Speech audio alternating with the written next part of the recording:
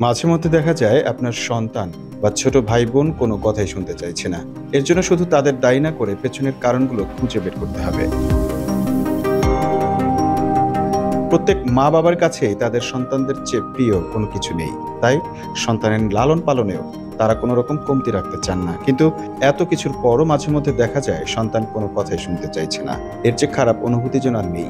তবে এসবের পেছনে থাকে অনেকগুলো মনস্তাত্ত্বিক কারণ, যার ফলে বাচ্চাদের মধ্যে এ ধরনের আচরণ লক্ষ্য করা যায়। তাই এই সমস্যা আরো ভয়াবহ রূপ ধারণ করার আগেই বিষয়টি সম্পর্কে জানতে হবে। জেনে নেওয়া যাক যে তিনটি কারণে বাচ্চা কোনো কথাই শুনতে চায় না।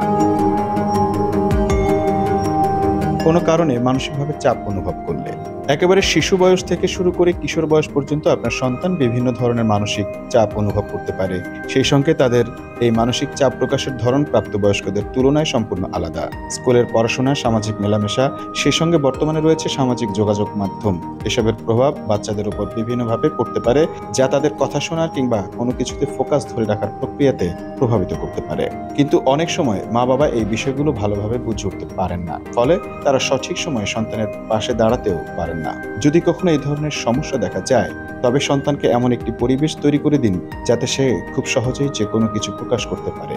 সন্তানকে মানসিকভাবে আশ্বস্ত রাখুন, যাতে সে আপনার সঙ্গে তার যে কোনো সমস্যার কথা বলতে দ্বিধায় না ভোগে। ২. সন্তানের সঙ্গে মানসিক দূরত্ব বেড়ে গেলে। শিশুরা সাধারণত তাদের সঙ্গেই বেশি থাকতে পছন্দ করে, যাদের সঙ্গে একটি আবেগের সম্পর্ক রয়েছে। মা বাবার চেয়ে কাছের কেউ হতেই পারে না। তবে অনেক সময় ভুল প্যারেন্টিং এর মাধ্যমে আমরা সন্তানকে নিজেদের থেকে দূরে ঠেলে দেই। যেমন সারাদিন কাজ নিয়ে ব্যস্ত থাকা, শিশুকে সময় না দেওয়া, মাঝে মধ্যে একসঙ্গে কোথাও ঘুরতে না যাওয়া ইত্যাদি। এসব বিষয়ে সন্তানের সঙ্গে সঠিক বন্ধন গড়ে ওঠায় বাধা। ফলে তারা আপনার কথা শুনতে আগ্রহ প্রকাশ করে না।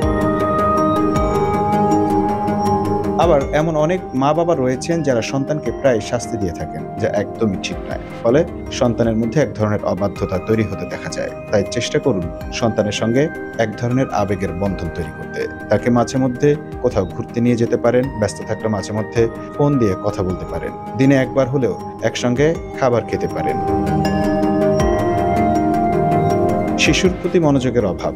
শিশুরা প্রায়ই মা বাবার মনোযোগ আকর্ষণ করে থাকে, যা অনেক মা বাবাই বুঝে উঠতে পারেন না। ফলে শিশুরা একসময় অবাধ্য হতে শুরু করে। আপনার শিশু কি চাইছে তা বুঝতে হবে।